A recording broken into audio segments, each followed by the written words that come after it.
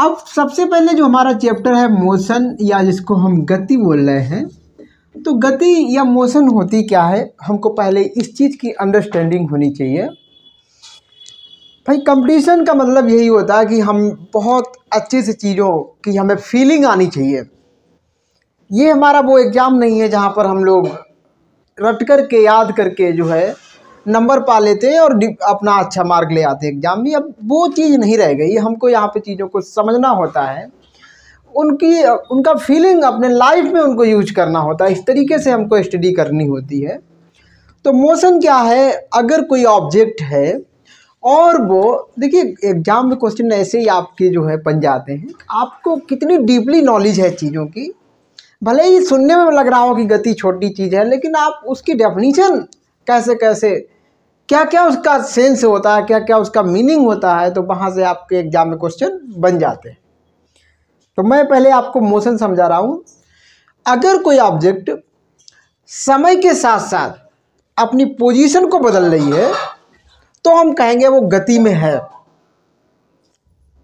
आज कोई ऑब्जेक्ट कैसी है और कल दूसरी तरीके की हो गई या दूसरी जगह पे पहुंच गई, आज वो छोटी है कल बड़ी हो गई, तो ऐसे जो बदलाव उसमें आ रहे टाइम के साथ, तो हम कहेंगे कि वो मोशन में है।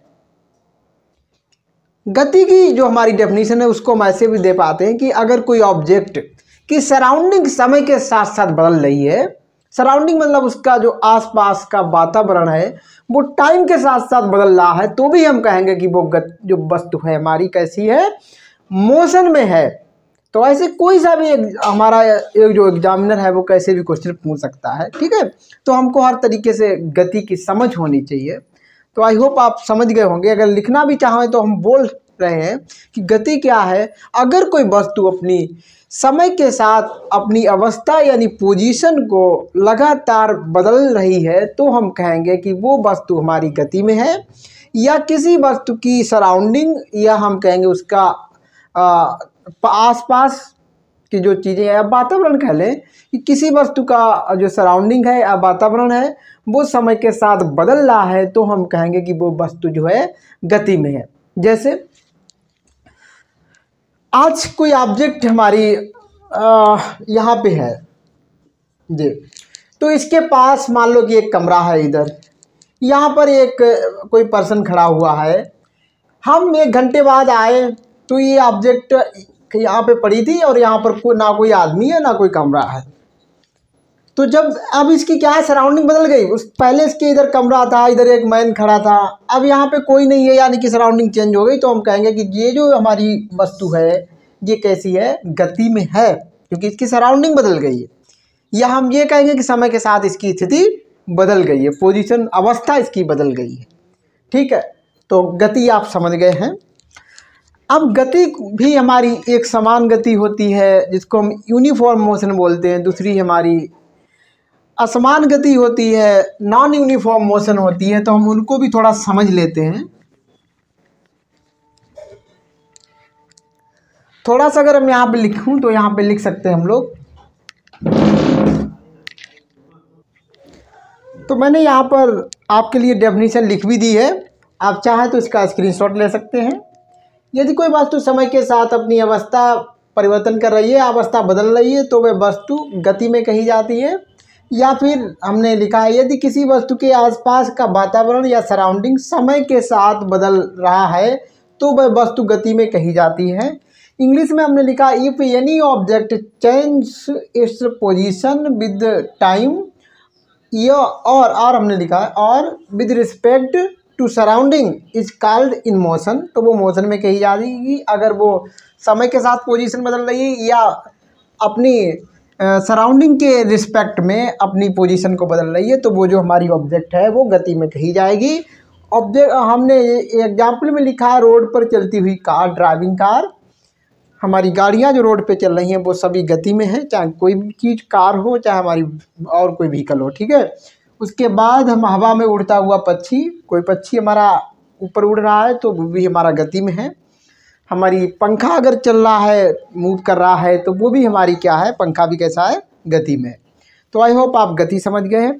गति हम यहाँ पे दो प्रकार की पढ़ेंगे, एक हमारी यूनिफॉर्म और दूसरा हमारी नॉन यूनिफॉर्म मोशन। ठीक है, तो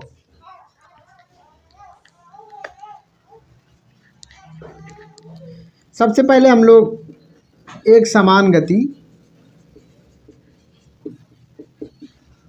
इसको हम लोग क्या कहेंगे, यूनिफॉर्म मोशन।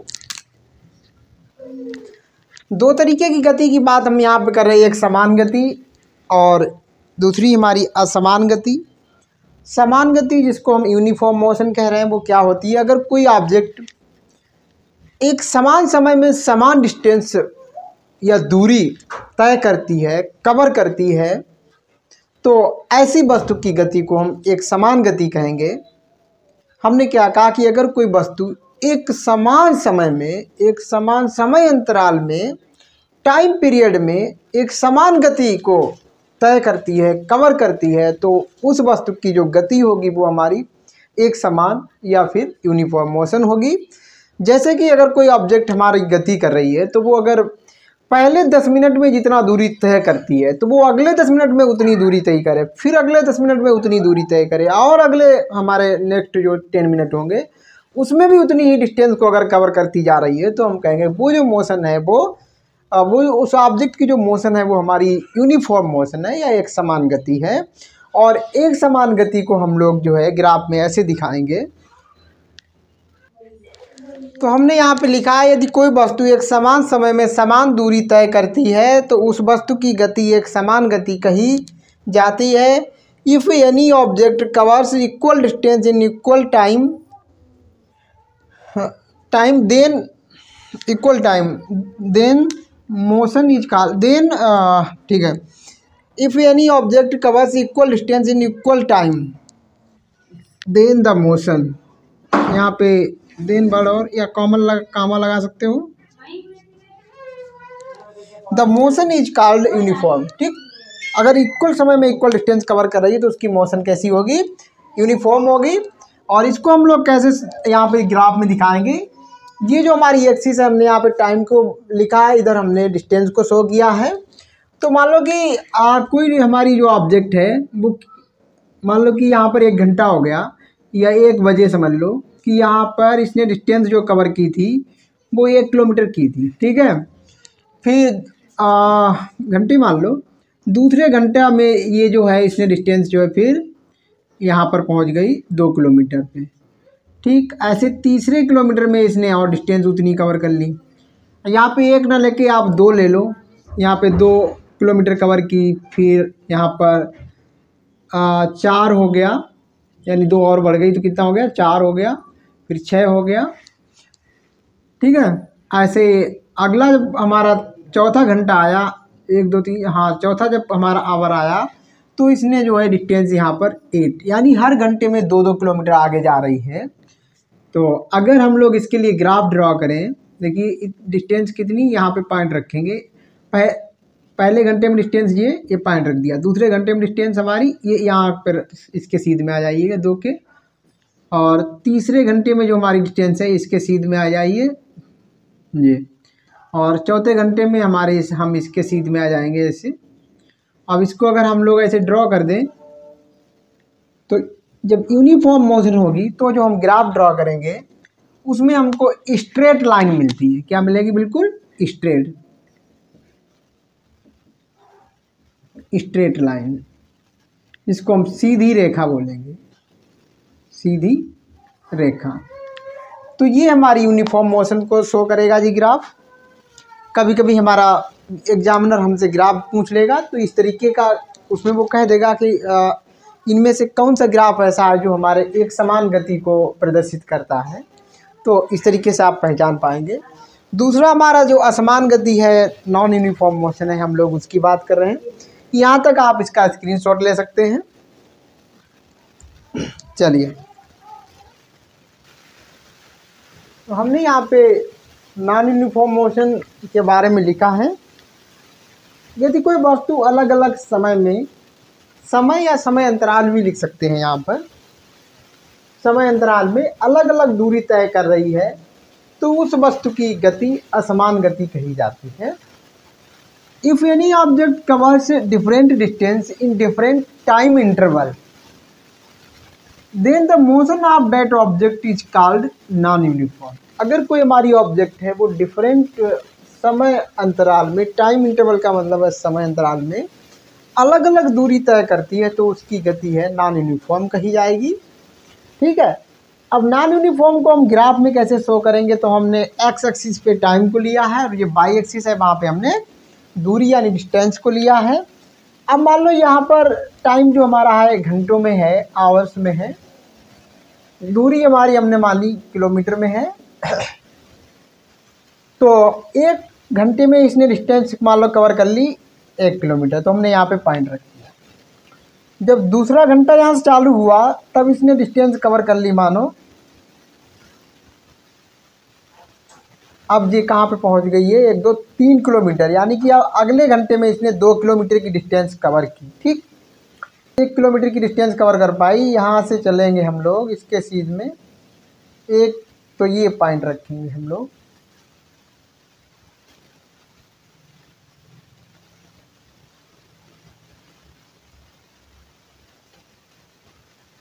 ठीक है।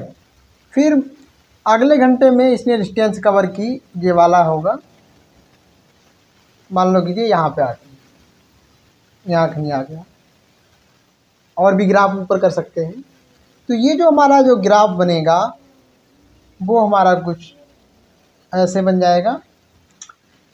तो ग्राफ अगर हमारा जिगजैग है, कभी ऊपर नीचे हो रहा है, थोड़ा मुड़ रहा है, कहीं पे अचानक से मुड़ रहा है, कहीं पे अचानक से दब रहा है, तो ऐसे में जो हमारा जो है ये जो ग्राफ है वो असमान गति को शो करेगा, असमान गति को।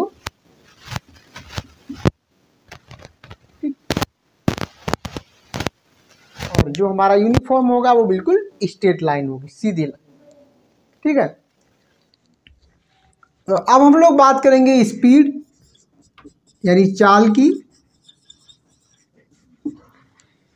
चाल क्या है, आप लोग जानते हैं कि चाल हमारी समय के साथ जो दूरी तय की जाती है या पर यूनिट टाइम में जो हमारी डिस्टेंस कवर की जाती है उसको हम चाल कहते हैं। यानी दूरी अपान में जो समय लिखा होता है, तो इस अनुपात को हम लोग क्या कहते हैं, चाल कहते हैं। कैसे लिखते हैं हम लोग चाल को, चाल इक्वल टू हम लोग लिखते हैं दूरी बटे समय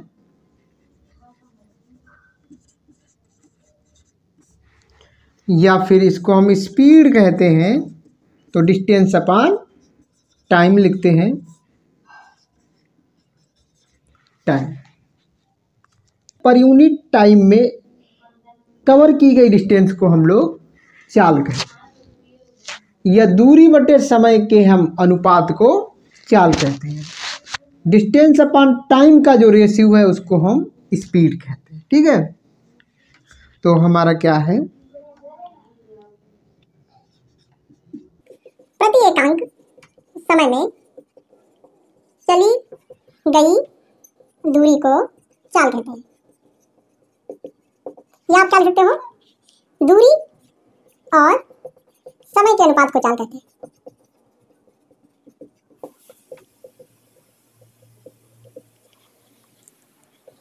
distance covered in per unit time, distance covered in per unit time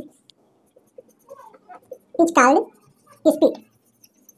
तो हम इसको स्पीड कहेंगे। प्रति एकांक समय में चली गई दूरी या पर यूनिट टाइम में चली गई कवर की गई डिस्टेंस को हम स्पीड कहते हैं। इसके यूनिट की बात करें, अगर हम मात्रक की बात करें, यूनिट की बात करें, तो डिस्टेंस का यूनिट क्या होता है, मीटर।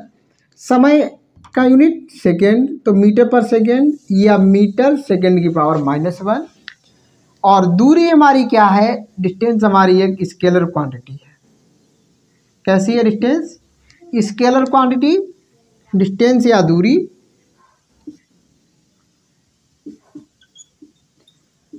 स्केलर क्वांटिटी,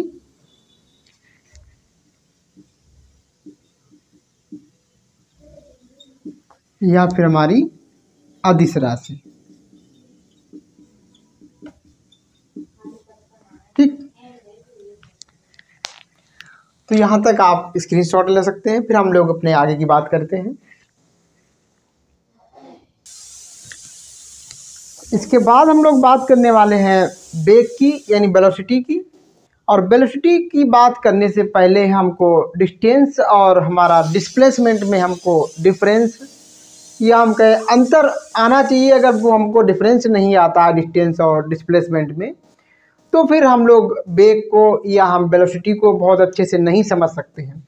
तो सबसे पहले हम लोग डिस्टेंस और हमारा जो डिस्प्लेसमेंट होता है या विस्थापन होता है उसमें क्या डिफरेंस होता है हम लोग उसकी बात करेंगे। ठीक है, तो डिस्टेंस को हम लोग अगर पहले समझा दें, बाद में लिख भी देंगे यहाँ पर। डिस्टेंस क्या है? कोई भी हमारी मूविंग ऑब्जेक्ट है जो हमारी गति कर रही है, ऐसी कोई वस्तु है, तो वो वस्तु ने कितने जो भी रास्ता तय किया है, तो उस रास्ते की लंबाई क्या है, वही हमारी डिस्टेंस होती है या दूरी होती है। तो गति करने वाली वस्तु के द्वारा तय किए गए रास्ते की लंबाई को हम दूरी कहते हैं। तो ये मतलब ये कॉम्पिटिटिव एग्जाम ऐसे ही होता है कि डेफिनेशन से आपका जो है क्वेश्चन बन सकता है। ठीक है, तो हमने दूरी किसको बोला? दूरी क्या है हमारी?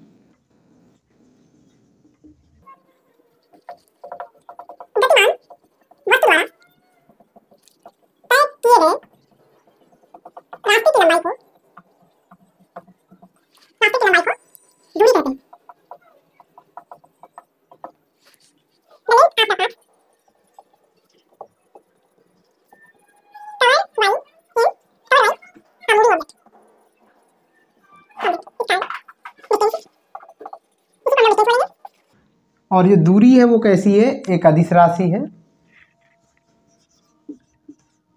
दूरी या जिसको हम डिस्टेंस कह रहे हैं वो हमारी कैसी है? अदिश राशि है।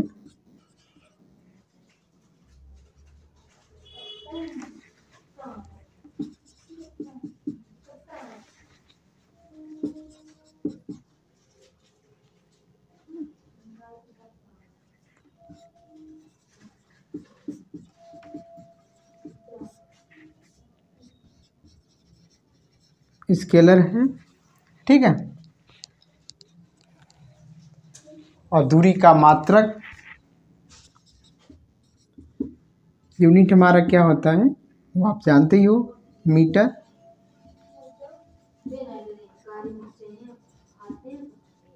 ठीक, अब हम लोग बात करेंगे विस्थापन की।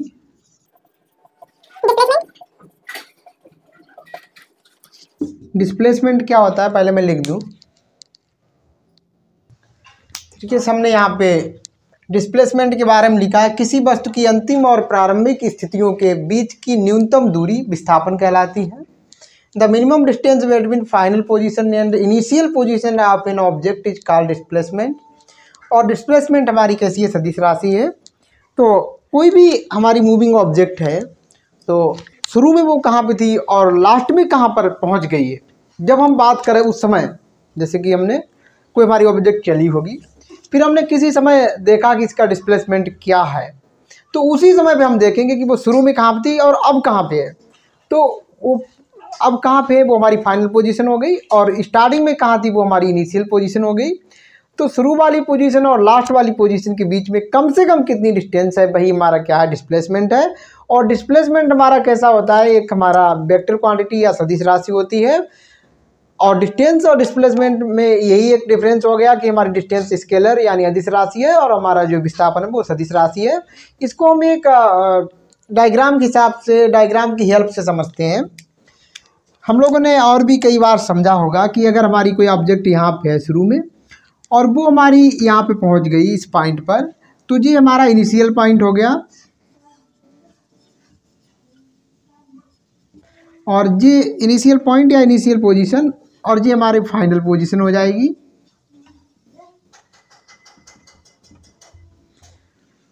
अब वस्तु जो भी आप मूविंग ऑब्जेक्ट है वो ऐसे यहाँ पे आ गई है। ठीक है, ये पी क्यू इस तरह। यहाँ पे जाने के लिए ऐसा भी कोई रास्ता था, इधर से भी कहीं से जा सकती थी, घूम घुमा के कैसे भी चली गई, यहाँ पर पहुँच।